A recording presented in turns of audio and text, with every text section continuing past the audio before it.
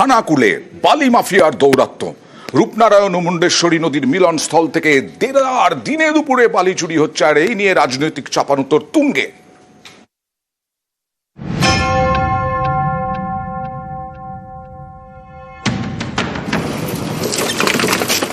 লুট হচ্ছে বালি, খালি হচ্ছে নদীর বুক, রোজ প্রকাশ্যে হুগলির খানাকুলে। খানাকুলের মারোখানা গ্রাম পঞ্চায়েত বিজেপি পরিচালিত। এখানকার পানশিউরির গা ঘেঁষে গিয়েছে রূপনারায়ণ এবং মুন্ডেশ্বরী। এখানেই নজর বালি মাফিয়ার। নদীর বুকে বালতি নামিয়ে বালি তোলা হয় নৌকায়, সেই বালি ফেলা হয় পাড়ে, এরপর ইঞ্জিন ভ্যানে চাপিয়ে পাচার। স্থানীয়দের অভিযোগ, এক একটা নৌকায় প্রায় 200 বস্তা বালি ওঠে। নৌকা পিছু 10,000 টাকার অফার। এ নিয়ে পঞ্চায়েত অফিস এবং পুলিশে জানিয়েও কাজ হয়নি। বালি চুরিও বন্ধ হয়নি। আমার ধরো 2-3 দিন ছাড়া যাচ্ছে বালি তুলে নিয়ে যাচ্ছে। কারা তুলে নিয়ে যাচ্ছে, কারা না নিয়ে যাচ্ছে, সেই সব তো আমরা বলতে পারছি না।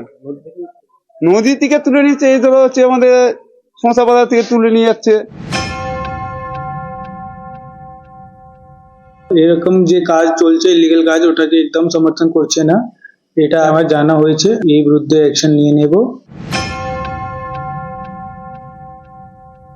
যেহেতু এই খানাকুলটা বিধায়ক থেকে পঞ্চায়েত সমিতি খানাকুল টু মাখানা পঞ্চায়েত টোটালটাই বিজেপির দখলে।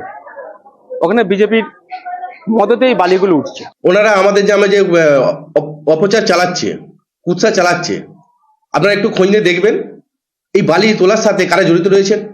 একদম প্রমাণ সহ যদি চেয়ে থাকেন আমি দিতে পারবো। খানাকুল থেকে শুভদীপ ঘোষ, নিউজ 18 বাংলা।